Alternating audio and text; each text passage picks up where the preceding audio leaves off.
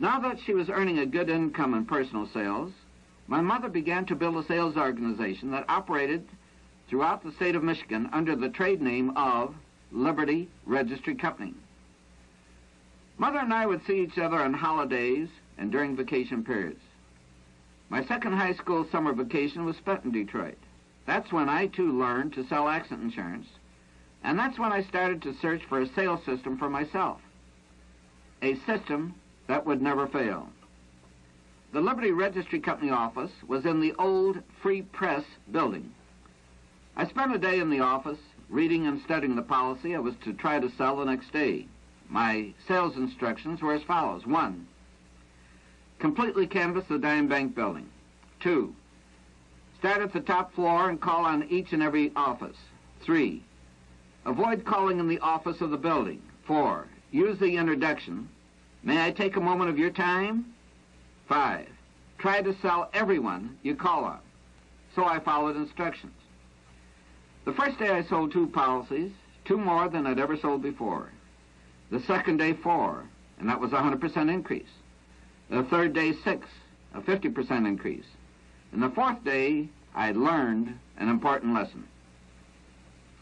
I called at a large real estate office, and when I stood at the desk of the sales manager and used the introduction, "May I take a moment of your time?"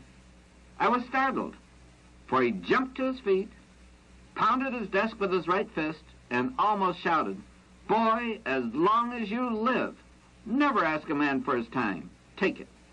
So I took his time and sold him and 26 of his salesmen that day. That started me thinking, there must be a scientific way to sell many policies every day. I reasoned. Success can be reduced to a formula, and failure can be reduced to a formula. Apply the one and avoid the other. Think for yourself. Regardless of who you are, it is desirable to learn the techniques of good salesmanship. For selling is merely persuading another person to accept your service, your product, or your idea. In a sense, everyone is a salesman. Whether or not you are a salesman by vocation, the minute details of my selling system are not really important to you, but the principles may be, if you are ready. What is important to you is that you reduce to a formula, preferably in writing, the principles you learn from your successful experiences and your failures, in whatever activities you may be interested. But you may not know how to extract principles from what you read, hear, or experience. I'll illustrate how I did it, but you must think for yourself. Although I called in each office in sequence in the Dime Bank building, I had not let the fear of opening a door, particularly when I couldn't see what was on the other side. Many of the glass doors were frosted or had curtains on the inside. It was necessary to develop a method of forcing myself to enter. Then, because I searched, I found the answer. I reasoned.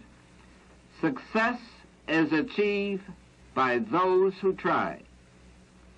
Where there's nothing to lose by trying, and a great deal to gain if successful, by all means try.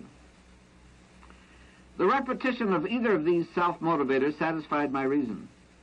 But I was still afraid, and it was still necessary to get into action. Fortunately, I struck upon the self-starter. Do it now. Because I'd learned the value of trying to establish the right habits and the harm of acquiring wrong habits, it occurred to me that I could force myself to action as I left one office if I would rush quickly into the next one.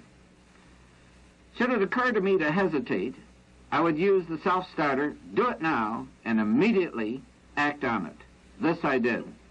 When once inside a place of business, I was still not at ease, but I soon learned how to neutralize the fear of talking to a stranger.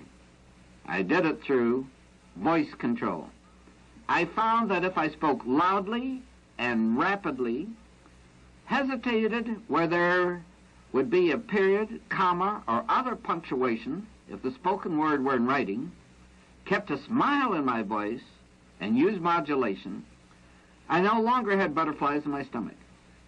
Later I learned that this technique was based on a very sound psychological principle.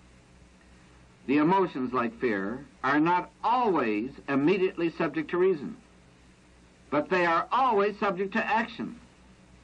When thoughts do not neutralize an undesirable emotion, action will. The sales manager in the real estate office hadn't liked the introduction. May I take a moment of your time? Besides, many persons on whom I had used this introduction had answered no. So I abandoned it, and after experimenting, came up with a new one that I've used ever since. I believe this will interest you also. No one has ever said no to this introduction. Many have asked, what is it? Then, of course, I've told them and given them my sales talk. The purpose of a sales introduction is solely to get a person to listen.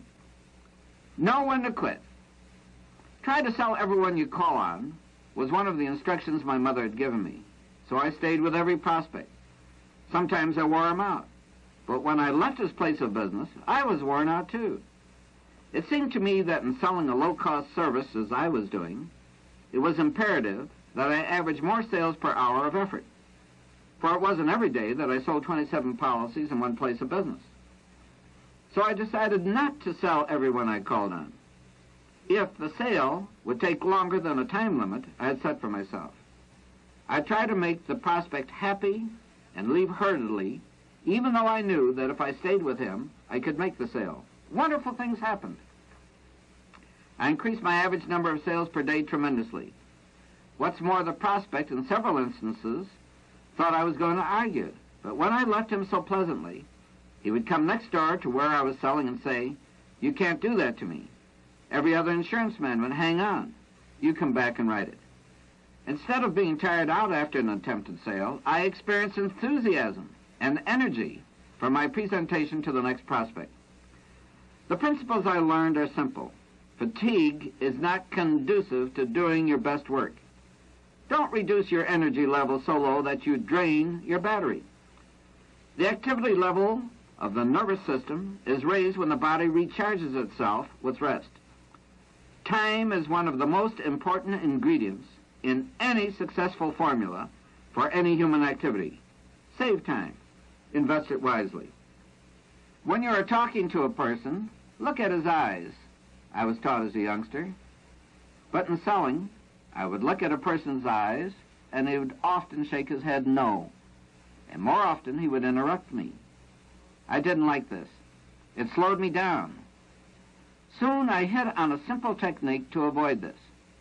Get the prospect to concentrate through his senses of sight and hearing on what I had to show him and on what I had to say.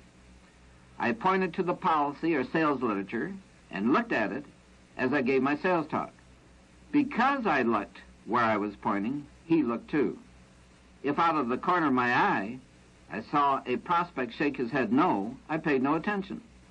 Often he would become interested, and I would later close the sale.